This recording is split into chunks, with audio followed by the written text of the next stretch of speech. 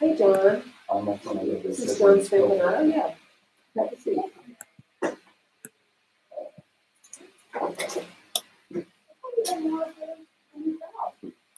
Where's the new guy? Yeah. All right. There's nothing with women.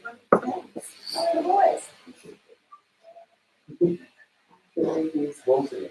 One's very tall. When he comes in, he just scrapes the top of the. It's tall. I keep telling But we don't have a full. Minimum the prime minister. No. Was. Oh, yeah. It is.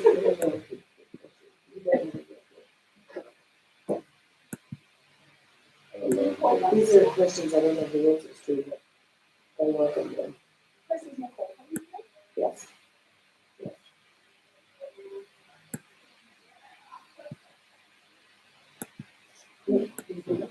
Yeah. Yes.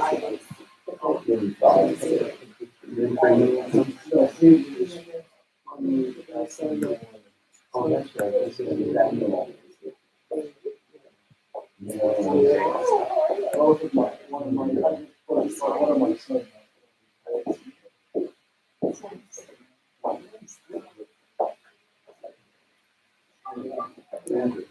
This is Andrew from here.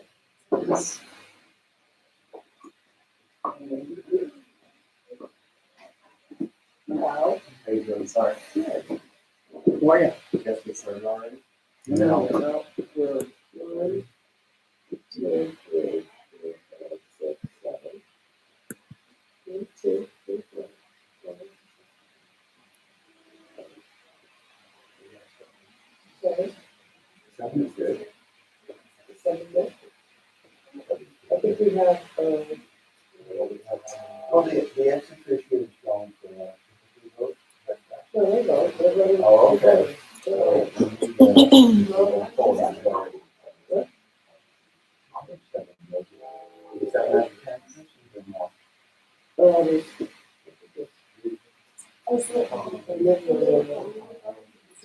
And then 2, 3, 4, 5, 6, 7, 8,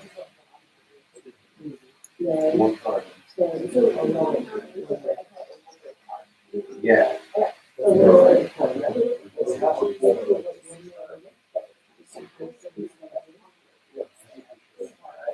You might want to give, that's awesome. No, it's kind of all, so you don't have to.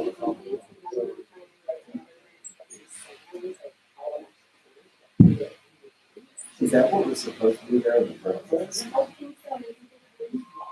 To be honest.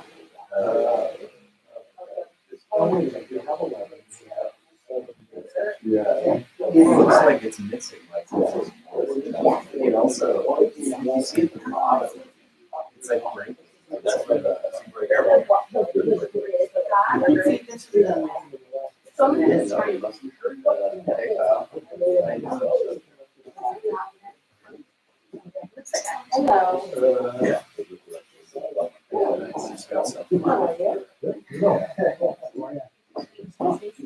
Hello. Have you met Kamal Johnson or there? Nice to meet you.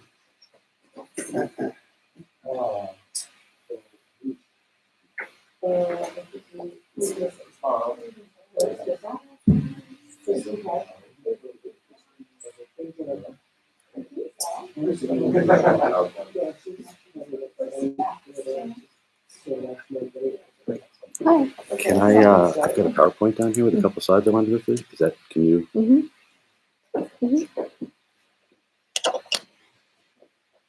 Did you want to say something?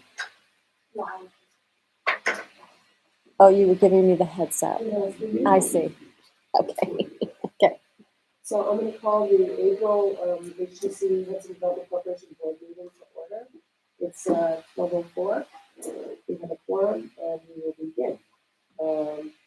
The first order of business is to approve the minutes, which were circulated from our March meeting. Can I have a motion to, are there any comments? If not, can I have a motion to approve the March minutes? First, any second? Rick, second, all in favor? Aye. I could just give a shout out to Jan about the minutes. Oh, thank. With a Okay. lot of detail, and she managed to keep the annual meeting and the regular meeting organized and easy to read. So thank you for it. You're welcome. Before we move on to the financial report, I just want to make a few remarks of the month. So I'm glad you're all here. Thank you for coming. Thank you for your service to Hudson. T.S. Eliot, the role of Chris Jones is being played by Lauren DePaul today, so please try to overlook that. T.S. Eliot says in the epic 1922 poem, The Wasteland, April is the cleanest month, breathing lilacs out of the dead land, mixing memory and desire, stirring full roots with spring rain. While most of us think of April as a month for renewal and rebirth, Eliot chooses to remind the reader that it's not always the case. It can always be not a positive month. This year, I'd say for me, April was the month of respiratory infections, COVID exposures, and puffer jackets, which I was not looking forward to wearing at this point. But with those ideas as part of the poem that ended up that I made 3 years later in high school all over America. So I just want to say you didn't have a bad month. I had a bad one. But here we are, 2 days from May, so let's go forward. And I'll just give a little recap. After our work on General Edwards ended in January, I began revisiting the idea of an executive director position for HDC. Some board members will remember HDC's original executive director, Sheena Salvino. I remember the day when board members of this board, which I was not on at the time, came up to me and were so excited because they found someone who could fill the role of an executive director for the Hudson Development Corporation. And that role was filled by Sheena. She was really a go-getter. She landed with her feet on the ground. She wasn't familiar with all the aspects of Hudson, but she caught onto the Hudson landscape, what was and what could be, which I think is very inspirational to us today. She got to know all the players, she networked in the community, and she had an excellent writing and communication ability, which is always good in that role. She was a good grant writer. She was instrumental in bringing lots of money to Hudson. She was the first person who pitched, the HDC DRI grant. The first year that they did it, she stepped up to the plate and wrote for it. They didn't get it, but it was not deterred. The next year she stepped up and wrote for it. And she had assembled a group of people in Hudson to collaborate on that so that it had a more powerful impact. And then, of course, they got the DRI grant, which is $10 million, which is still being implemented in Hudson today and it's been very useful. So she leaves that mark forever. She did a great job of daily keeping the board on mission and the HDC trains running for almost 10 years. So it was a really good function for us as a board. I'll say more on that in a minute. But this month we also continued talking to Hudsonians about joining the board. Last month, Martha, Seth, and Paul turned out, and at the end of this month, Kristen will be turning out too. So Kristen's let me know that she will continue to serve us. She wants to continue to be involved. She understands she will be a board member, but maybe she'll join the committee. Or she said you can always have your meetings at Waiting for her, which she had to say that, right? With that, we are pleased to have met up with a woman, Nicole Hartwood Landau, who lived in Hudson for a year now, and today it's my pleasure to introduce her as a board member. Members of the nominating committee, and I met with her, and she's supposed to be here, maybe she's on up on a call. But anyway, she will hopefully show up later. Finally, you remember that our last board meeting we put together a space in our monthly agenda for the board to hear ideas on mission-driven work for us to consider.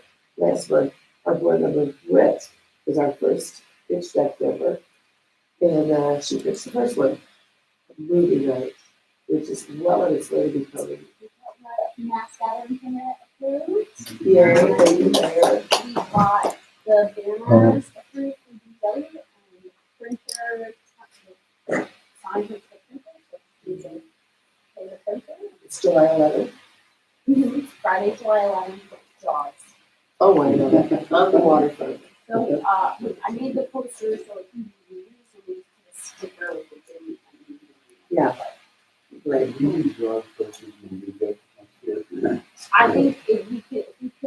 Shark something versus where whale you can kind do movie later in the season. I brought some checks, so if you have a meeting after, I can give you the check that you need to. Okay, for everybody. So that idea was born here and it's been underway, which is a really wonderful thing. I think that's a really enjoy that. Thank you, Bill. Thank you, Bill. Thank you, Bill. And today we have an exciting pitch deck. Today I'm happy to introduce John Spampanola. John is a Hudson native. He grew up here. He went to Hudson School. I went to middle school and then to St. Pat's. Every school I went to was closed. Oh, well, that's a distinction. Anyway, John has been working in other locations for quite a while. I'll let him tell you a little about that when he gets up. But he has quite a significant experience, and he's happy to be back in his hometown, bringing some big ideas and meeting with some people. And so our pitch deck today will include John's idea. So we're looking forward to that. Okay, let's go without further ado. I think that's everything that happened. Oh, no, one more thing. I reached out to Brianna Sky, who's the VP of HR for the hospital, and to see a little more about their childcare situation. Try to set up a conversation for them to share what their childcare needs are and hear a little bit more about what their hurdles are in that regard. I got an email back which said that they have been appointing all hospital employees to various childcare providers, and that it was really the employees had to seek out their own childcare. And the hospital was not in childcare business. So there's a lot more to talk about than I think. I think that was her preliminary response, and I'm hopeful that we can engage the hospital in a conversation about what's needed, what the community needs, what the benefits are for their hospital, and how it will help our workforce, and see if we can engage them a little more in that regard. So I'll push on that more in there. So without that said, everything's left to fill there. I did send out the income statement and balance sheet. Somewhere around on yesterday, whatever. If you don't have a paper copies, and we can walk through that, but I wanted to read off the financial section with kind of summary of outlook from our financial advisors desktop. Thank you. Because I'm a little bit interested in their perspective and what they thought we might do, or equally consciously not do. Going forward, the environment is not terribly predictable. Certainly on most of the time, the market is quite dramatically up or down in response to the news today. Obviously, particularly tariffs and very complex economy. So I have the sort of a mini pack with charts. I didn't bring it. I thought that the statement from Tom was actually much clearer Okay. than the charts. The charts. Okay. I'm going to read this. This is from our advisory team. Tom Babcock and the other team. Tom and I believe that the markets will remain choppy, but no statement in the future. HDC's portfolio is currently 55% fixed income, 45% cash and cash equivalents, and we would recommend remaining keeping that allocation for now. Money market 7-day SEC yield is 4.2%. Earnings expectations are all over the place due to the extreme uncertainty with the economy crash. So we are holding on averaging or measuring stocks for now, but we'll visit the idea over the coming months. We talked about taking a simple walk into equities a while ago, and obviously in this environment, I agree with it's unpredictable.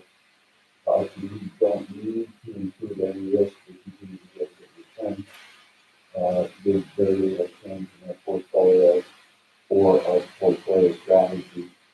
If anybody wants, the path, it's about 5 or 6 pages of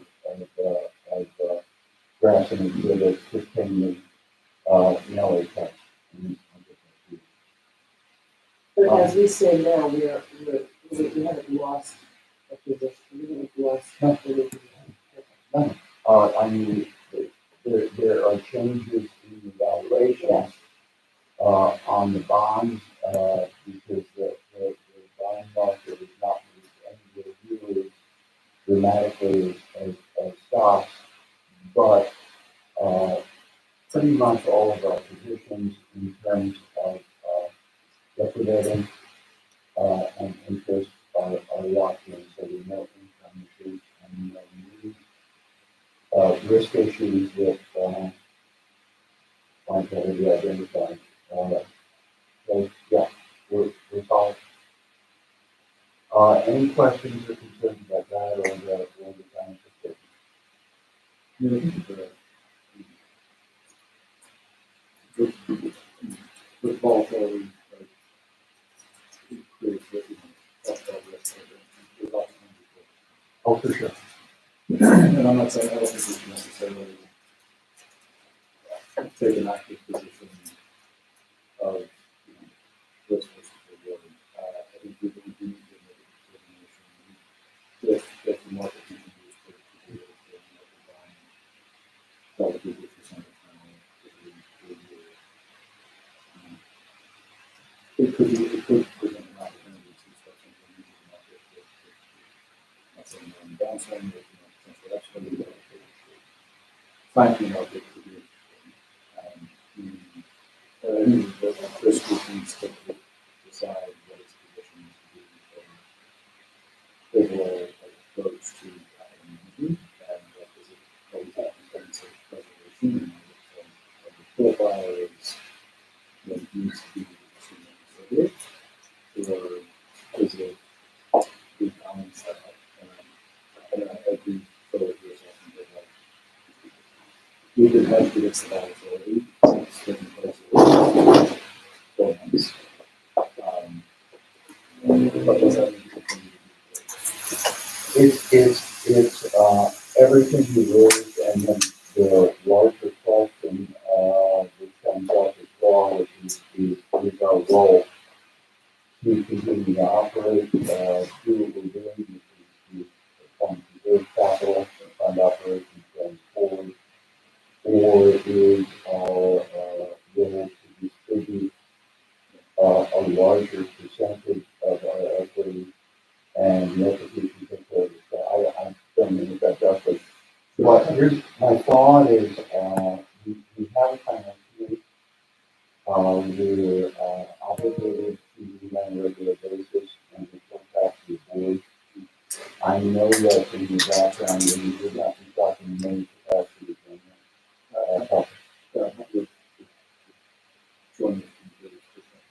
okay. Well, I'd be interested too, Phil. would you? Yeah. It's an easy committee. Well, that's You're- the first time so many people read it. You're absolutely welcome. No, that'd be great. I'll see at the meeting. And those are the issues we're actually going to talk about. Because the Babcock is the market.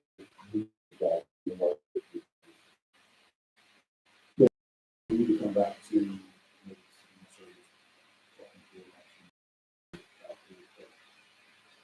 we need to come back to very simple recommendations. What are the things to do and what as a group because I think now the lever is to find that so that we can You're absolutely right. We have intentionally and with full supporting the board, taking a very, very conservative view on investments and it serves us well. Well, right now, it's serving us Yeah. very well. So Yeah. So, but it should be revisited regularly. For sure. So we do it.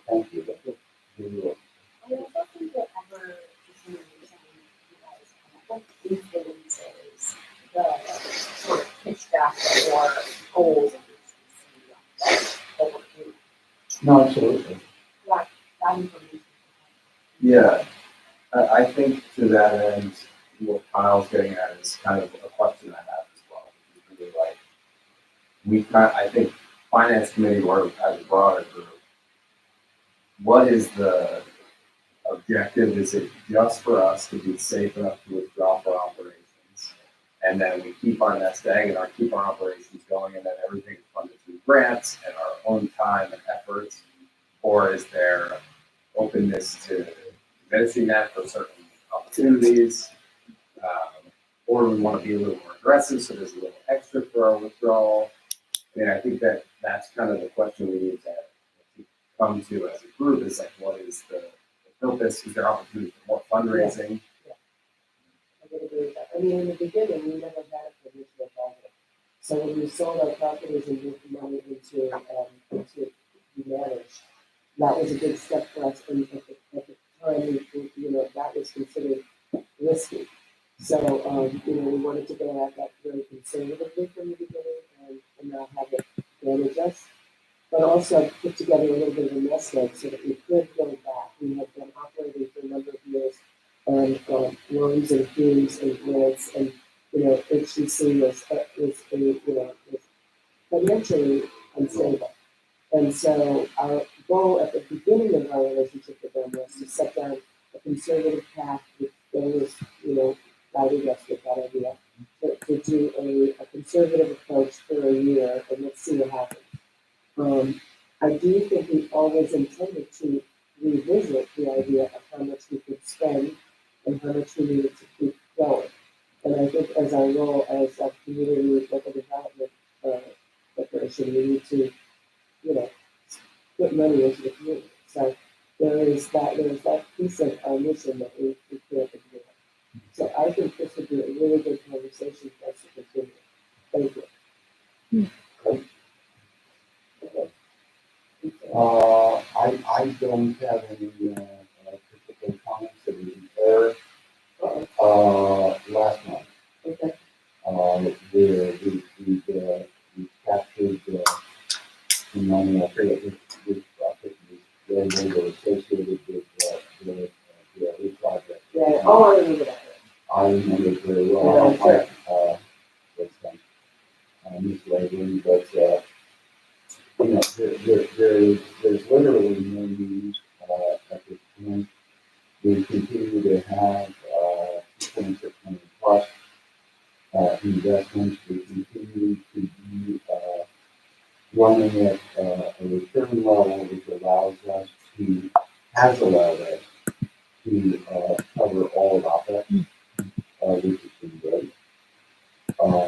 And we have the door of kind of another generation coming on board to participate in this discussion, and I'm suspecting we may have to play as conservative as us Professor Sykes. He's very welcome to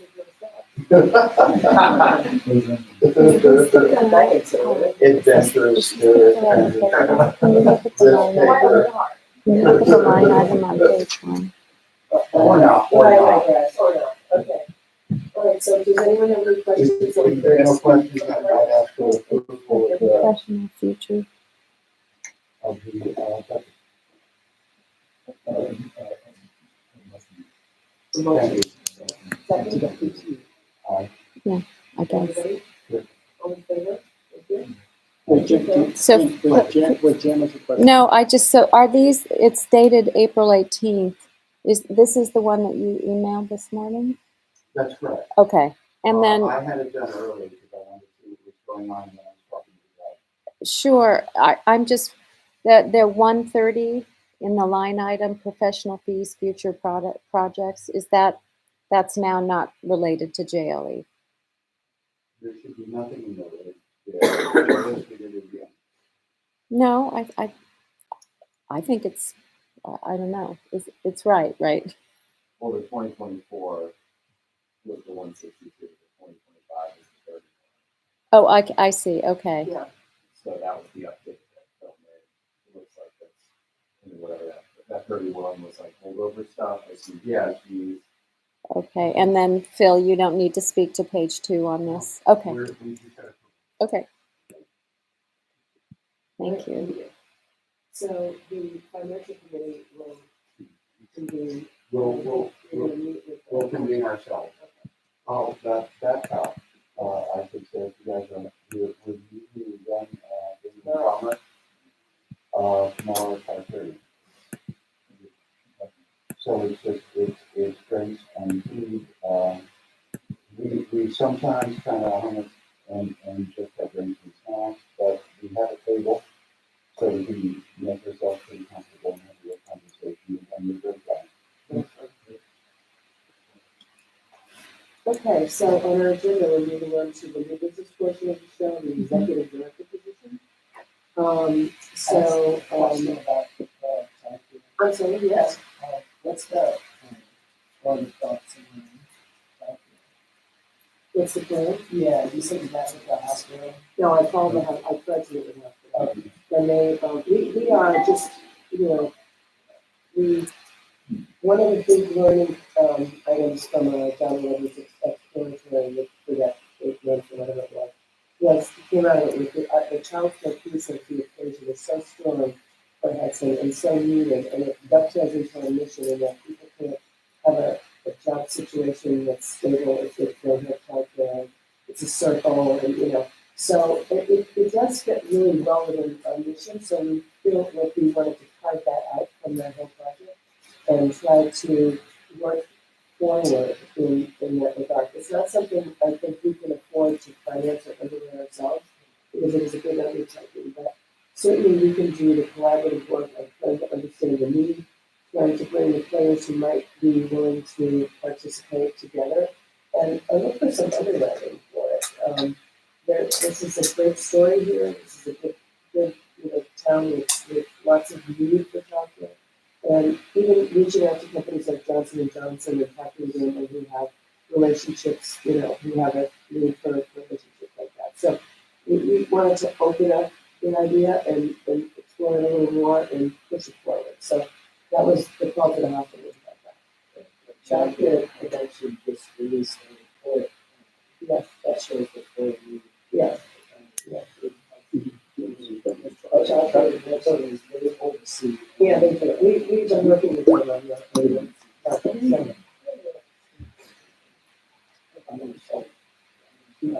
The idea that the hospital is funded the comment back that I emailed back from the hospital showed that if they had an interest, at the very least they could look. But it underscores, I think, and maybe I'm wrong here, I don't think I'm wrong. I think it underscores their sense of what the rank and file is deserving of. And really, it's the rank and file in the hospital that needs I'm very sorry that you feel that way, but I don't want to. I don't want to put a bridge. I don't want to poke you in the eye before I say it down. Yeah, but they didn't even offer this. I don't think that. I know, but I saw her answer. Is it Dorothy Marshall that you're At the hospital? Yeah, I'm sorry, can I? Yeah, about how you know. really?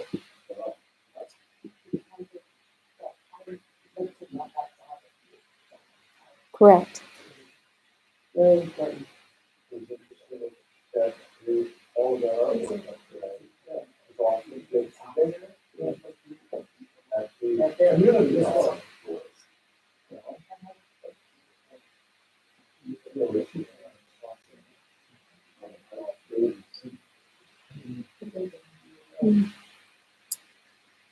So yes, we're going to continue to pursue that, and maybe we could collaborate together on how to do that. Definitely. Okay, good.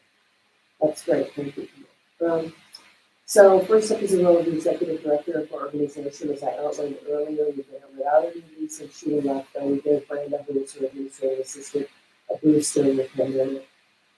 In my first months as chair of the HDC, I tried to find another ED. That was a good fit. It's a tricky thing to do because the city of Hudson is unique. It's complicated and it has a lot of players. And so someone who would take on this role would have to be good at that, at getting to know people, networking, being in the community, and my first crack at that. It wasn't a good fit for that person, and so that didn't last very long. So I decided we should maybe adopt a different model for the time being until we could figure out what we needed. And so I decided that the board agreed to be more of a working board. So partly be more participatory in the day-to-day. When she ran the show, we came for the meeting, we had a pizza, and the show went beautifully. So we're not looking to go back to that, but it is a complicated one. So what we've done for the last year and a half is we've been a working board. We've outsourced some of our compliance obligations to people who do that every day. And I wouldn't suggest bringing it back in because I think that's better served the organization and people who do this, within the ADO compliance and the filings and all of that. It's a time eater and a specific talent, and we've been lucky to find the right people to do that. So, and it's not that expensive, so we've been paying for that. It did seem to be easier and more effective way for us to operate rather than trying to find a needle in the Hudson haystack. However, this modus operandi has taken its toll a little bit. I have a cold. No, the work of the executive committee has been greatly expanded on a daily basis. The volunteer board has given a lot of their time to do various things that drop the hat. And the General Edwards project took up a lot of our energy individually, and almost every board member was involved in a great way in that regard. So, it looked like it was working fine, but there were some negatives that we came across. One is, besides being exhausted from it, we found that because we didn't have an executive director, our grant writing efforts were able to fill projects because we didn't have a staff. We didn't have someone to lead the band. We didn't have someone who was going to take the baton, talk with the money, and make it happen. And so I think that more than anything kind of caught my attention and made me feel like it might be time for us to relook at that. Yeah. The Empire State Development. On the language line, Yeah. there's a qualification set of questions, some of the some of the 5. But there's the same question over and over again, particularly from the government. How many full-time employees do you have? So you're walking in and saying, I'd love to have $10 million, and I promise you will be able to pull it off. And you have another box that says you have 0 FTEs. This is unhelpful. And we did have people that we employed in consulting roles, which we tried to engage we tried to feature as our staff. There were people who were working on our behalf for our organization, but it's not the same thing as having someone who is on staff. Yeah. So that's a major reason for that executive director is moving. Right? Okay, so is it the job of whose job is it to manage the executive director? the executive director reports to the president and the executive committee. Yeah. So, I went back into that loop of like, how am I going to find somebody to do this? It's going to be a really hard job. There's nobody else who wants to do this stuff. And also someone that I could believe that I could know would do the job without being taught to do the job. When I come with everybody would be about this person. So I was, stewing about this for quite a while. And then sometimes the solutions like that. Right there are those. So I made a meeting with Jess Wally. Lovely Jess. Hello. Yes. And for those of you who don't know, Jess has been working with us for the last year and a half as a grant writer, and she's been instrumental in getting our messages lined up in the right direction and helping us understand the role of what we need to do in the grant writing process to be in line for the money. And she's an exceptionally strategic thinker. And so when there was a gnarly problem to be had, I often had a copy of her. And she would be able to take a different spin on it. Or if I was gonna be talking to the mayor, she would help me. She would say, are you clear what you're gonna say? And I would say, oh yeah, I know what I'm doing. And then she would send me some ideas. So I did pretty good. Okay. So anyway, she's been really involved with the board. She knows the board, she knows the personalities, and she knows the degree of difficulty of moving this organization forward. She's been very involved in the city council. She lives on Warren Street. She lived for 5 years. Very involved in the city council. Is a consummate listener. She can listen and hear and translate and due diligence to, any topic that might come before her. So I told her for coffee, I said, do you think you would be interested in being the executive director of HDC? And she didn't believe the payroll. She said, well, I'd like to know more about it, which is yes, okay. So we talked a little more about it, and then I talked to the executive committee about it. And they thought it was a brilliant idea, and then we all met and talked about it.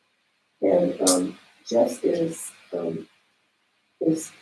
more than the right person for this job, I believe. And the last time I would say that I was hopeful, and this time I'm more than hopeful and convinced this is the right person. And I would be grateful to collaborate with her on a daily basis. And, for her suggesting the ideas she's had. She has experience already in the nonprofit world, specifically in the arts scene in Hudson. And is on the board of the Celebrate for now. And she's brought many ideas to the table. So I'm proposing just forward be our new executive director. And if you have any questions for Jess, about the highways, see me. Send me a softball. Any questions? Do you want to say anything about this? I'd like to say something. Thank you. Thank you. And clear. Well, I had, we worked very closely together for, months. On things. Nice. And,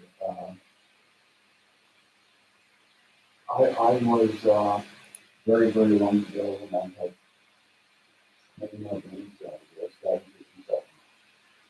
And, this is good. Yeah. And I worked with some of the best in the city, for years. It was absolutely a pleasure. And also becoming, does absolutely listen. It's shocking how to do it. That's one of those speakers.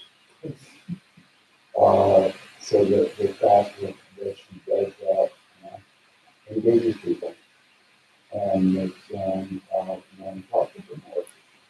They're paying attention, she doesn't have enough, and translates it, into very good text. That I think is Okay. Anyone else? Okay. So what we're going to do now is we're just going to executive session. That means that Jess, you have to step out, and John, you have to step out, and then it's a very brief executive session, and then we'll come back and that's it. Go right out there. Yeah, let's have a motion. Motion to adjourn. First executive session. All in favor? Aye. Thank you. Yeah. And then we let go.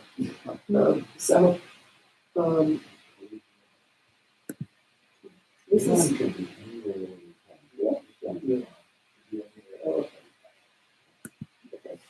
So, this would be a staff position, this would be a higher,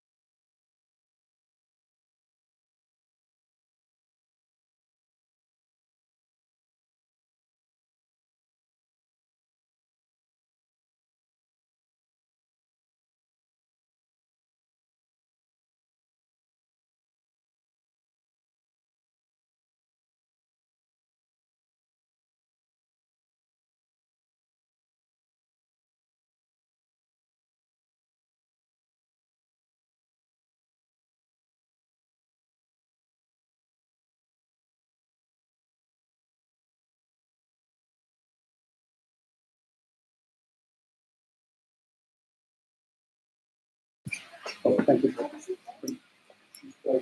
She can stay out and while you wanna leave her out there.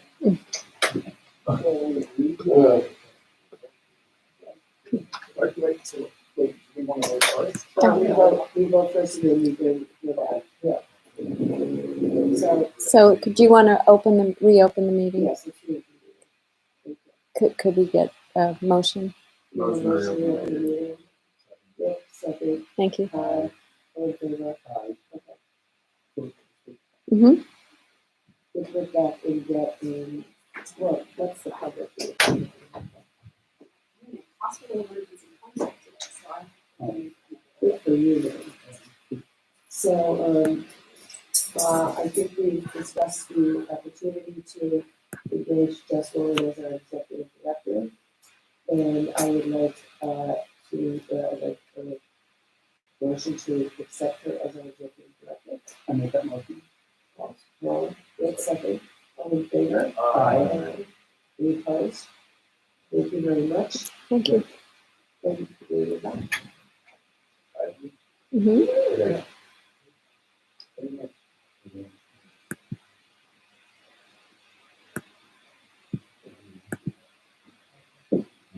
Thank you for waiting. Welcome back.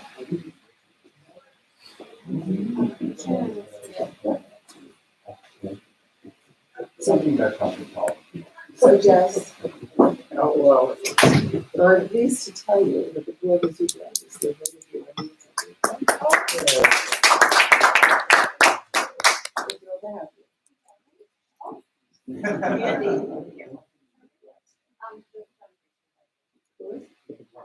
Okay. All right, so, next on our agenda, we're gonna move a little quicker because I received a text from a candidate, for the call.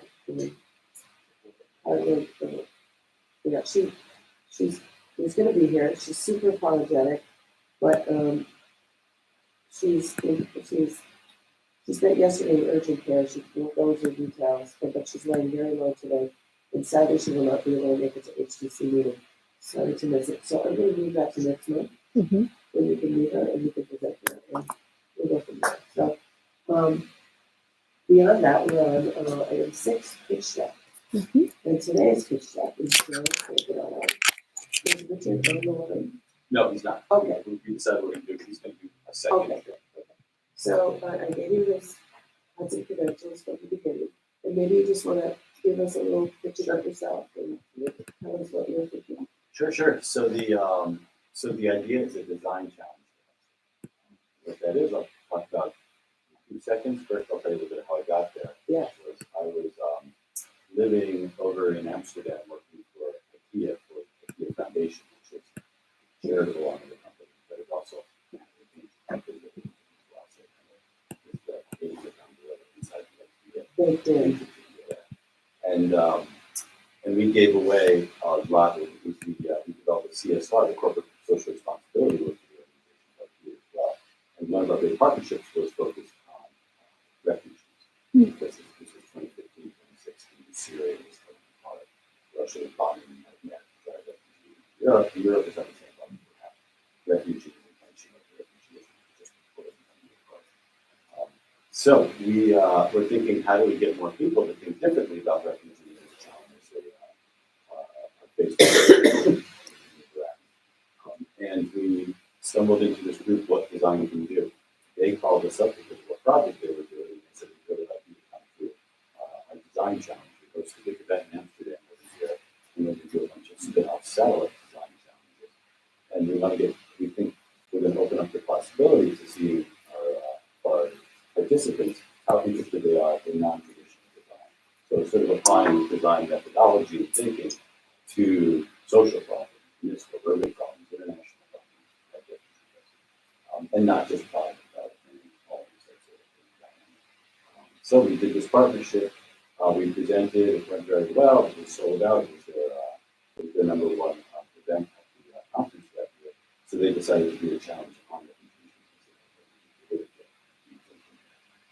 So they launched the challenge, and it was very successful. They attracted about 650 submissions from around the world, and wound finalists with great ideas that were given $100,000, 100,000 euros from the Dutch Foreign Ministry. That's it.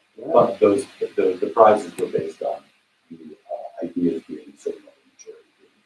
If you already had, for example, a prototype, then you could designate a certain level you're closer to being up with it. So that was the idea about it. They thought, let's see if we can apply this design challenge to think beyond products or traditional design. And it worked really well.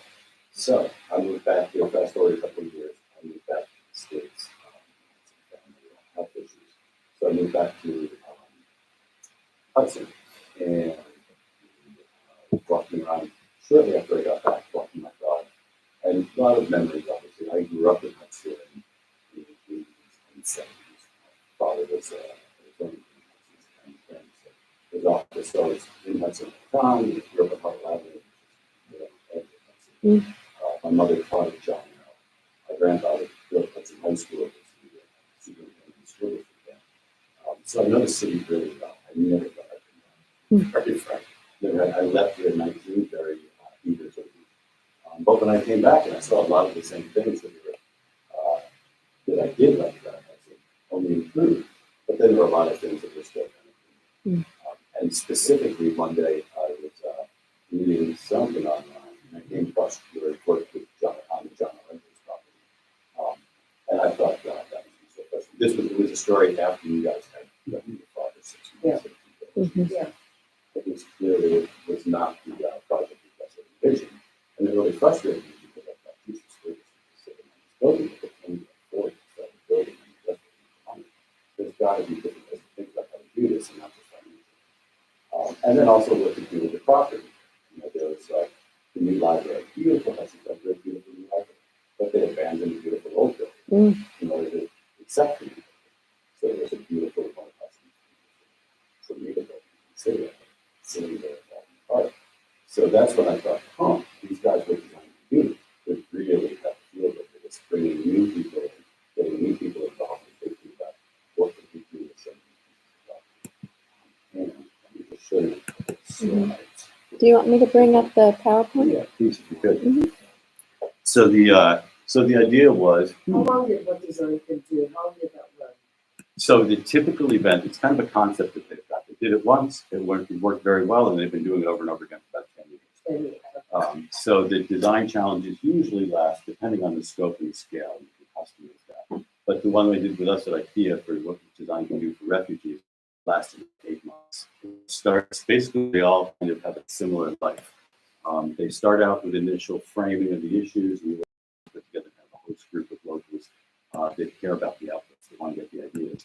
And you refine what the challenges are going to be, and then you launch the challenge, and then you recruit people, designers, and then the capstone, and then there's some briefings and things like this. And then the capstone is a finalist event where throughout those 8 months, people move forward until we wind up with a shortlist. And then at the in-person event, there are some workshops of ideas that with the challenges, but also that's when there's a judge. Usually we put together a panel of judges. They have some kind of local or global or whatever to make them a little bit interesting. Exactly. Is it sponsored? Is that? Yeah, who's funding? Who's funding? So that's a good question. So it was half what Design Can Do. They're a nonprofit in Holland. They're an ongoing. Basically, kind of like a trade group slash event broker for the design community. They paid for half. The UN Refugee Agency paid for a portion. They paid for a third. IKEA, we paid for a third, and we were the largest sponsors to the UN. So we brought the UN Refugee Agency as well, because they were, anybody that wants to do anything to help refugees, if the UNHCR is involved, they know, okay, there's direct access and this could potentially go into the market and be used by the UNHCR to build these camps. So it's sponsored. It's sponsored, yes. Various levels. Yes, exactly. And that's part of the trick is getting the right sponsors, because the idea of the challenge has got to be aligned with whatever the sponsors are. So, okay, thank you very much. Yeah. I've stolen somebody's nice as well. And I saw I always that. like to see our logo. Mhm. So yeah, what I envisioned was what I'm thinking here is a design challenge that could be Hudson and it would be presented by Hudson Development Corp. It just seemed after I read the John L. Edwards issues, it really seemed like, these guys definitely have a focus on community development, but also sort of community betterment. Mhm. Economic development, but also creating better things for people so that you have a better life. Mhm. So this is the design challenge concept, and they do this over and over again about 5 times a year, and they've been doing it for about 10 years. They put together design-driven solutions for today's most pressing issues. I'll circulate this so that everybody can read it, so I don't have to go through it right now. But essentially, this slide gives you the basics of what creates the concept. And essentially, it's a 6 to 8 month virtual and live event for designers to engage on specific challenges. And then the participants range from young professionals all the way to retirees and everything in between. The bulk usually are practicing designers that get involved. Usually the money, whatever the award is, at the end is what draws a lot of the young crowd and the academic crowd. But the professionals are usually less interested in the money. Established career. So it's more about other things. Yep, and so the group, what design can do, they frame the challenge, they recruit the designers, and they manage the events. So it's not like the sponsor, Hudson Development Corp wouldn't have to do much other than be in a leadership position. There'd have to be a group of people together like a host committee in advance who could do things from practical, like wear meals, all the way to much more closer to your mission. What should the scope be? What should the challenges be? So I'll show you some. This is the Danish. This was the event that we did in Holland. What design can do for refugees. They do all the branding. This was the capstone event where this is the Dutch foreign minister and this woman is the head of UN Office of Innovation. And these two are winners, and they each got a check from the Dutch government. Those two were shortlisted, and they each got 10,000 euros from the foreign minister, who's the politician in the back. Usually they're in the front, but he's in the back. Dutch are in the back. Yeah, so just to bring this concept to life a little bit more, I'll explain a couple of other challenges that they've put together with other partners. So this challenge was called No Minor Thing Challenge. And they did this at the behest of the Dutch government. And this was directly the Dutch government was applying for them. And the Dutch government wanted to.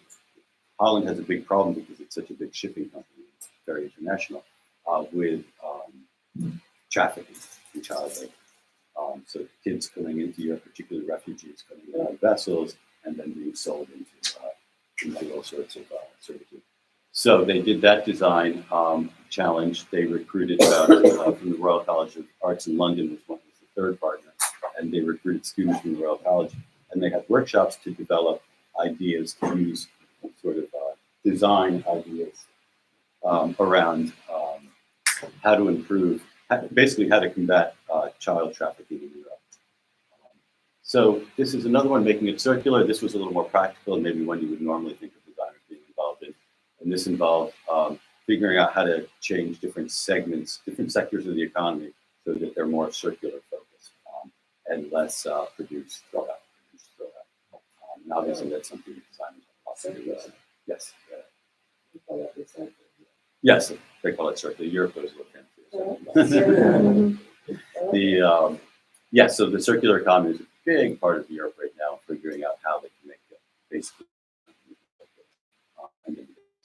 So the idea here after I come back was how these guys would be great at figuring out how to bring new people involved. Hudson's kind of already got a brand around creative/design. This could help elevate that and bring it to a different level.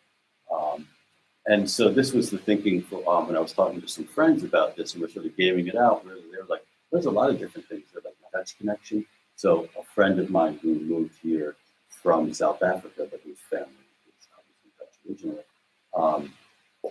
came here and was bemoaning the fact that Hudson has done nothing to exploit its Dutch history. Like if you came here and spent the weekend as a tourist, you could come and go through Hudson and never know that this was the Dutch community originally. So I thought there's really powerful history there that a lot of people would find interesting, that could draw more tourism.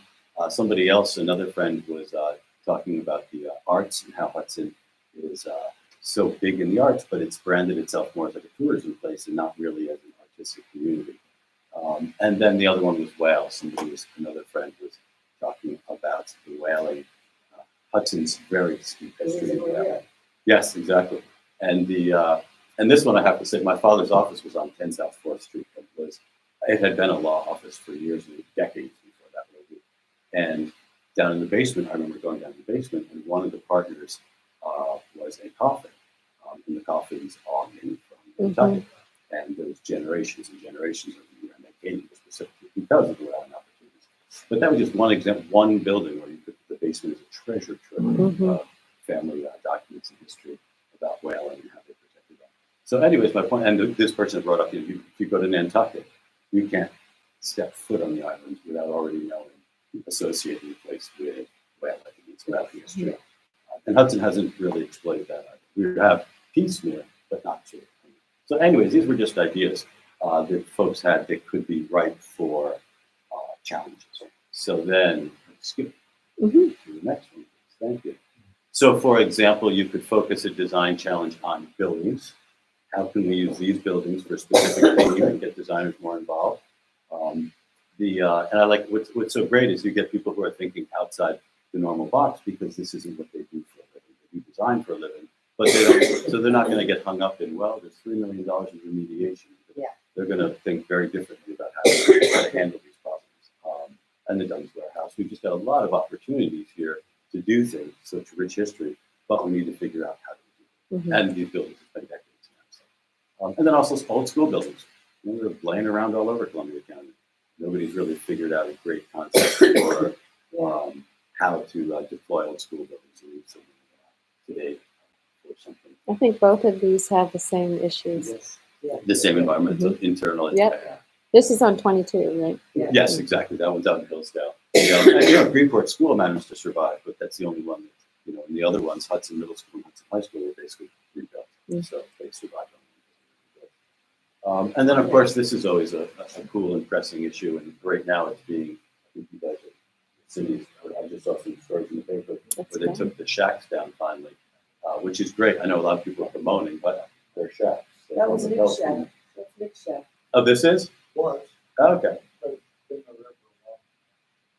You had the nicest looking one. That's why I took that picture. That picture came out really nice.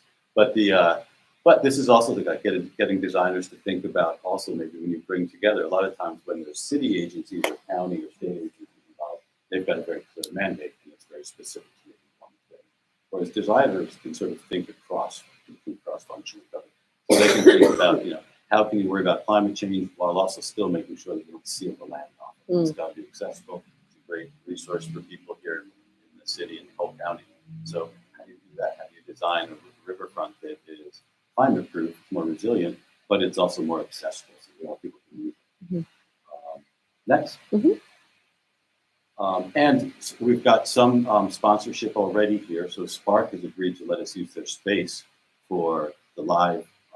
Basically, the way the event, you start out with some live, small-scale live events, briefings, things like this, and then you do a lot of work online, and then you sort of have a capstone event that's 2 to 3 days long. And that in and of itself, so not only would this help solve some economic development opportunities, it is itself economic development. They usually get around 200 to 300 people at the challenges, but those are in cities like Amsterdam, New York, Mexico City, right? So Hudson probably, I figured, we're close to New York. If we had a really exciting, interesting agenda, they could probably, what design can do, thinks that a good target for this event would be 50 to 100 designers. And so they would come in for the live event, set the timeline, but they would spend 2 to 3 days in the city. So there could be a big buzz, and you guys there would be a lot of good information and ideas coming out of this, but it's also a great branding opportunity. Branding for the city, branding for your organization. I'm not in any way financially, I should start that by saying this. I don't have any benefit. This was just an idea that came to me when I was wandering around, trying not to be negative and instead be positive. There's a lot of things you can do. It's still a great city. But I don't have any financial interest in this. These guys, it would all be done by what design can do. And this would be their first American. This would be their first American. They do them in South America, Asia. This year they launched one in Delhi, India. So they do about 4 to 5 a year. And he really liked, because I was a little sheepish, I have to say, when I went to him, like, it's town called Hudson, what do you think about? And he said, oh, I love local. He's like, only if I wouldn't want to go to a small town if we were dealing with big global issues like traffic. But if we go to a small town and we deal with the local issues there, and that's what the challenge is all about, then it makes sense for us to do that. There'd be some integrity. Mhm. And then these are just potential So buffers. the juror is essentially like a jury show. And they have a panel that reviews all of the submittals. How's that? Exactly. So they create kind of like a panel, and the panel would do a lot of review work virtually, and some team calls and things like this. And then for the semifinals, and you can really structure it almost. There's as many ways to do it as there are times. But what seems to work very well is the end. At the end of the event, after you winnow out a lot of the applicants already in the submission, and you have a short list of maybe a dozen. And then workshop to bring other people on. At the live event, you announce the short list. So you get everything, but then you announce you get 2. These are the 12, and then the 12 have a pitch off, kind of like a shark tank. And then so the culmination would be that the pitch with the 3 or 5 or whatever the maximum number of finalists stand up, and then you put together a bespoke panel of judges just for that. So you have an ongoing set of judges for everybody to sort of winnow out the 60, 30, 20. And then for the live event itself, you'd have a panel of people that maybe you think are more interesting or more of a draw, locally or beyond. And then you have like 5 or 6, and they vote. And then ideally, you do the budget in such a way so you can give some financial incentives. And you get great ideas, but also in and of itself, it's really an engaging activity. And the funding is So the funding all comes from sponsors. some fun. Yes, and it roughly and I purposely didn't want to come here with budgets and stuff like this because I didn't want you to think that was getting ahead of myself. Yeah. I wanted to sort of sell you guys on the concept and how it could be so strong for Hudson, but also for Hudson Development Corp. But so in general, like the one they just did in Delhi, they're developing one right now. HSBC has asked them to develop one for Mexico, to launch in Mexico City. The budget's usually around 300,000, but I think for Hudson, we can do one that is below 200. I think that is if it's a full, and like I said, you can modify these things. Yeah. So you could say, we only want 1 day of live event, and then the cost would go down. Or you could say, no, we want a good 3 days. That's really a key part of this, is having that live event where people are in the city, walking the streets, and banners all over, things like this. So it costs a little bit more. But I think you could do I think these guys could do a very good event for $200,000 and below. A live / 2 to 3 day. And then the capstone that we had talked about sort of, doing, so we would envision putting together 2 to 3 challenges that people would work on. So maybe one on tourism, one on schools, one on, so we do 2 to 3 challenges and then end it with more of a fun challenge that has to do with children. Now we're not sure exactly what that would be yet. We have to sort of open that up to ideas. But end it on a sort of a fun note and less of a serious note. Yeah. And it could be, for example, another priority that you guys have, like healthcare or daycare. It could be design. How would a small city like Hudson with limited resources design the ideal? What's the ideal daycare for? And there isn't one version. There's as many as there are designers. So there's system designers too, but not just product designers. Well, daycare is a good word. So there could be a kids event, or it could be a fun thing instead. But it could be an idea conceptually linked to something like children's care. So, but we thought we'd do 3 that are kind of serious, focused on economic development opportunities in the city, and then 1 that somehow brings kids into the fold and shows what design can do for a better future for children. So the end goal to create a concept that is implementation. Implementation. So the end goal is to have an event here in Hudson, and the end goal would be to have some outputs. It would be for 6 to 8 months, raise Hudson's awareness as a great destination for companies or nonprofits that want to do these kind of venues and these kind of events. And secondly, raise Hudson Development Corporation's sort of awareness of you guys and linking you directly to some things like this. And then the last probably for you all the most important output would be whatever the ideas that you come up with. But they don't, we're not gonna, this isn't the kind of thing where you say, this isn't like going to a consultant and you say, this is what I want, and you do what I tell you, and I pay you, and you have a final product that you've done. This is more inspirational, and you see what you might get 6 ideas, and they're all great. You don't know, and the challenge is how to pick which one you may want to work with. Or it may be that it was a great event, it raised your profile, but there's a kernel of an idea for maybe 1 or 2 projects, and that helps you, but there's not a concrete. So the goal here is not to create implementation plans for any of your projects. It's to create inspiration for how some of your projects could look in the future, how they could be done, how they could be thought about differently. So it's your experience, I really see it done in the corporation, I see it does it in the property, the very examples. Yeah. But they don't. So it doesn't. This one is interesting because it is so focused on property, but it wouldn't have to be. So I suppose the property owners would have to. So you can do these things. These things happen online all the time, and somebody focuses on a problem, and whoever sort of owns the problem may or may not be involved. But no, I don't think that would be a problem at all, because it's there's no need for the property owner. What we're trying to do is create value for the people that own the property, and people who help property owners. So it doesn't. There isn't an idea that we need to be able to own this building and make changes to it for the program.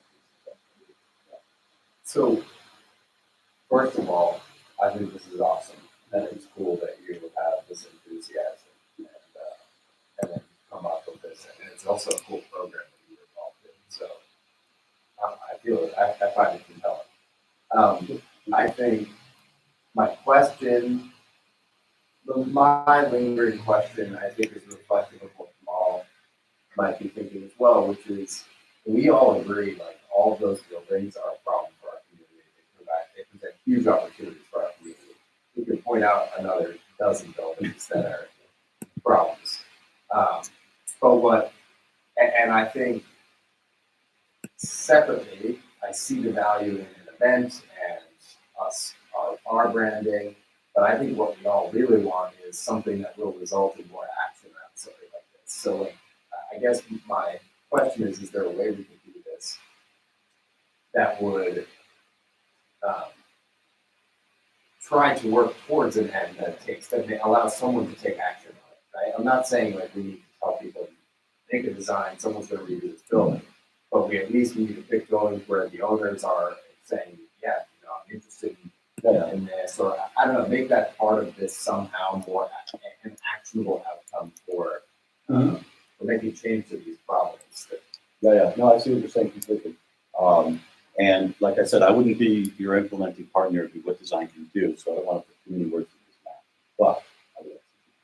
But yes, that can still be done and not be a problem. For example, one of the things that what design can do is they also do a lot of incubation kind of activities. So there's an idea at different levels, and they figure out, okay, this is a great idea. It could become marketable. So let's put it into incubation. Fast forward its growth. So it grows up into a mature idea that's prototype or whatever, marketable sooner. So there's that idea, and actually Spark had said that they were really interested. When I talked to them about this, and so they've already agreed that they would donate space and it would be held, use their space for as long as they want. But one of the things they liked was the same they were on to. Now, if there were some good ideas here, how could we fast forward them? And thinking about different things that maybe have nothing to do with any of your challenges.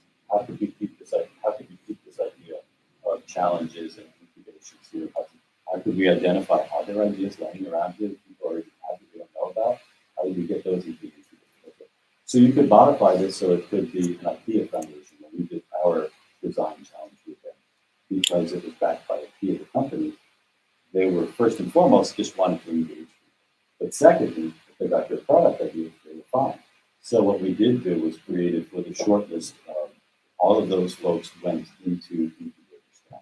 There were different incubators. Some of them were practically had a prototype, so it didn't take a lot. Some of them were early concepts, And so in the incubator status, what design can do to add value was partner them with other organizations that had skills or resources that they needed to get their idea maturity. So for example, American Express had read about the design challenge. It really, part of what's making it successful is getting a lot of press. Mhm. And so we did get a lot of press. Amex came to us and said, we want a bunch of our employees read about this, and they thought, oh, wouldn't it be cool if we could help these ideas?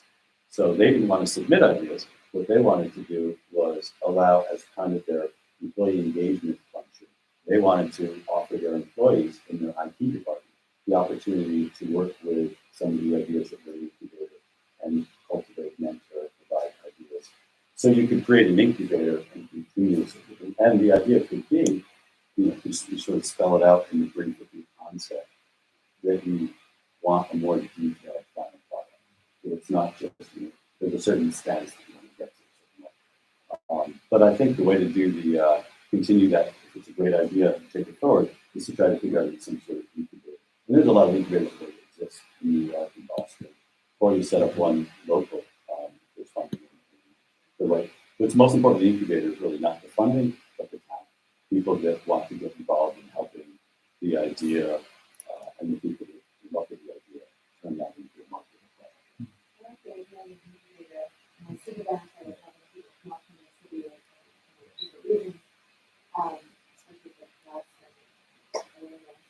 I wonder, has there ever been an innovation where there's a special reward or different layers for specifically local people, so that it could, keep those opportunities? No, there hasn't, but that's a great idea. And it hasn't simply because they haven't really done it local. And like I said, so when I went to Richard, I was like, go to Delhi and Mumbai, and I like Hudson. And like I said, if it does that, it would work very well if we focused on local issues. But I wouldn't go there, and it's not a great venue to talk about global things. It's a great venue to talk about Hudson and how to design Hudson. So I think that's part of that is also making sure. And this is also, Spark's focus also is they really want to make sure that it's great if we can bring designers up here that don't normally come to Hudson to think about some of our local problems, but we also want local designers Right. to be involved as well. So Yeah.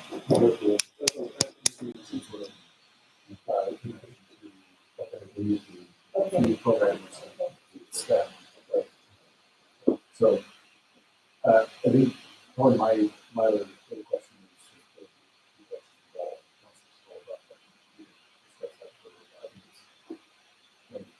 is, these guys are really great. It's fun. The Dutch sort of are culturally a bit different than Americans, so that makes probably what makes it fun too. Is it's a little zany compared to what we're used to. So it's we wear orange and yellow and red. It's fun. I think we're ready for that. But when is Richard coming here? So the that we're going to put together after we talk today, because I didn't want to tell him to book a ticket unless you guys were interested. Yeah. But he wants to come over and start the ball. If you guys were interested, he could talk to you. You could hear more about his capacity. And what he's doing. Yeah, we could do something. So in the interest of making the pitch finish, I think this was fascinating. Right? When you first pitched to me, I thought it was fascinating.